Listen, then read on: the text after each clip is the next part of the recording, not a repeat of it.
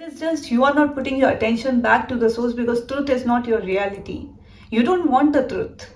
You want the falsehood identity, the falsehood Maya, which is pleasing you right now. The moment it suffers you, you want to wake up. Why can't you just wake up with your own will? मनोबुद्धि अहंकार चित्तानि नाहं न च श्रोत जिह्वे न च घ्राण नेत्रे न च व्योम भूमिर्न तेजो न वायु चिदानंद रूपो शिवोऽहं शिवोऽहं चिदानंद रूपो शिवोऽहं शिवोऽहं चिदानंद रूपो शिवोऽहं शिवोऽहम्. Namaste. Welcome to today's satsang. And today I am going to talk about be quiet. Such a paradox, right? To be quiet, I have to put some words out to make you be quiet into this, what it is here. So many people come to me and they desire for enlightenment. They desire for seeking. They desire for total freedom. They desire for unchanging happiness. But their pattern of life is as such that they cannot keep quiet. Internally, they cannot keep quiet. There's so much on their head that they cannot keep quiet. They cannot remain as who they truly are.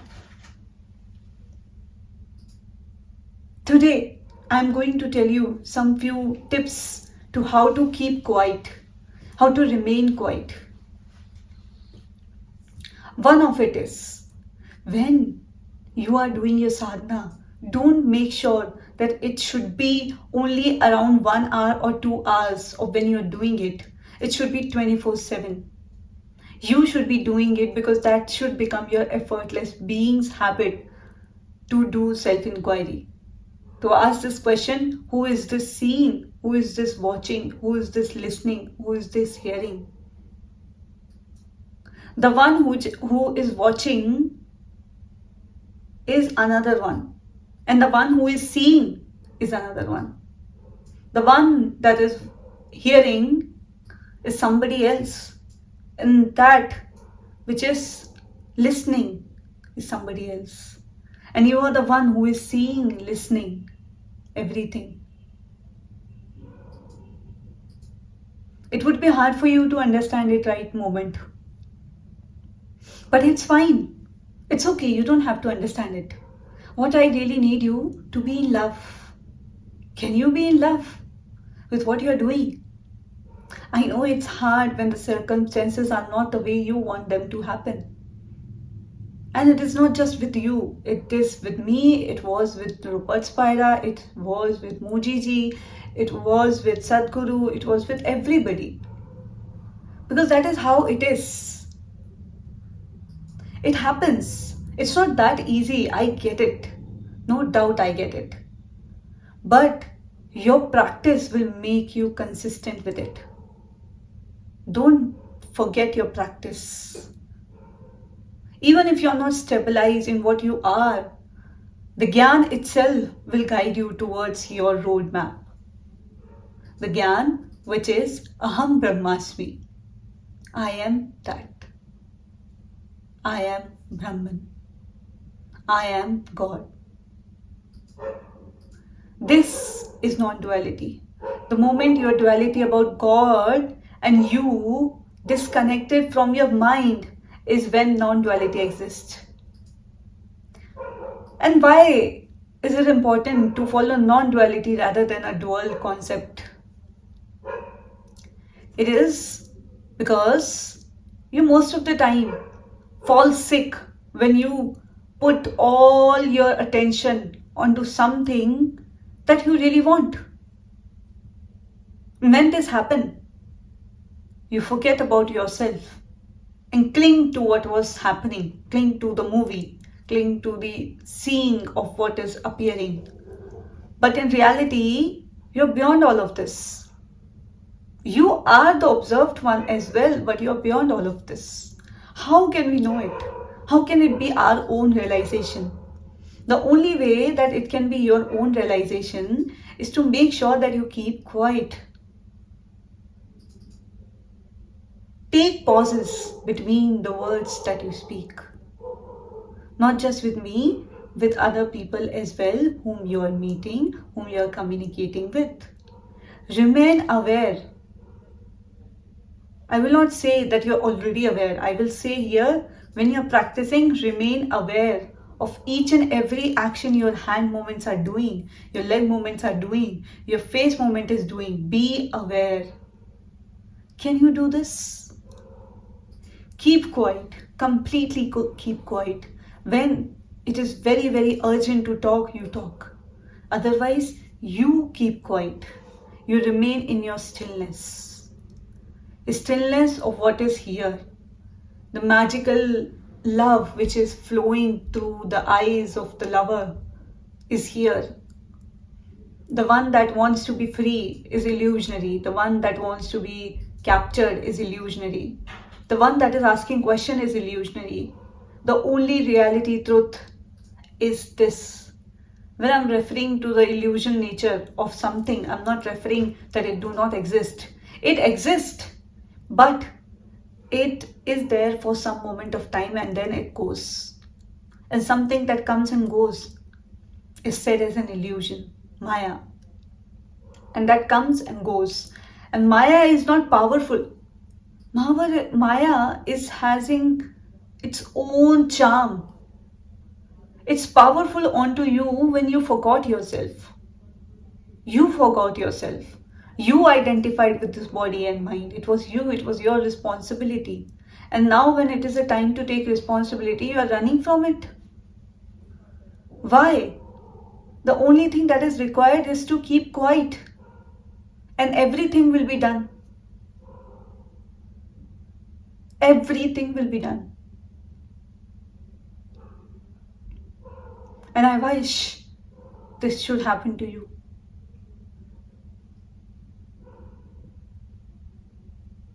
There are clouds in the sky, there are stars in the sky, there are so many things in the sky that you look up to, winds flowing. But are they really on the sky? Do a sky actually exist? Can you look at it from this perspective? Is there anything called sky? If there is anything that is called sky, then what is space? If there is anything called space, then what is Milky Way? If anything is called Milky Way, then what is this universe? If anything called universe, then what is this cosmos? We can go infinitely to this. Because we believe we have a sky, we have the space, we have the Milky Way, we have the planets, we have other accommodity attached to it. And it is same with your body. The moment you know that you have a body is the moment you have the mind, is the moment you suffer, and this line just goes on. And this is illusionary. Your body that was there when you were younger is not right now here. It has completely changed. Your ideas which was there in earlier time, now it's not there. It is continuously changing. And this change cannot be perceived. It is easily perceived. It is just you are not putting your attention back to the source because truth is not your reality. You don't want the truth. You want the falsehood identity, the falsehood Maya, which is pleasing you right now. The moment it suffers you, you want to wake up. Why can't you just wake up with your own will? Because you are done with the experiencing. Because in such a way, honestly, you don't even exist. Your idea about yourself is completely changing. Your mind is not changing after 1 week or 2 weeks. It is always changing. I don't know about you guys, but for me, it's very hard to take decisions. You know why? Because the moment I decide something, the other moment my mind wants something else. And then I decide something else, then it wants the same thing it had earlier. And this keeps on happening. This is a loop that I go through when deciding something. I don't know how people are deciding, because decision making is so tough.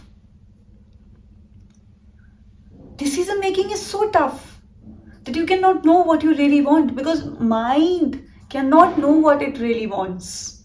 You can know what you really want. And it is your responsibility to give it the direction. If you yourself will fall off the direction, what will happen to the mind? Self-inquiry does it for a moment of time, but it is a time for you to take the responsibility back in your head. Not as the ego, but as who you are. You're a part of the cosmos reality available here, not somewhere else.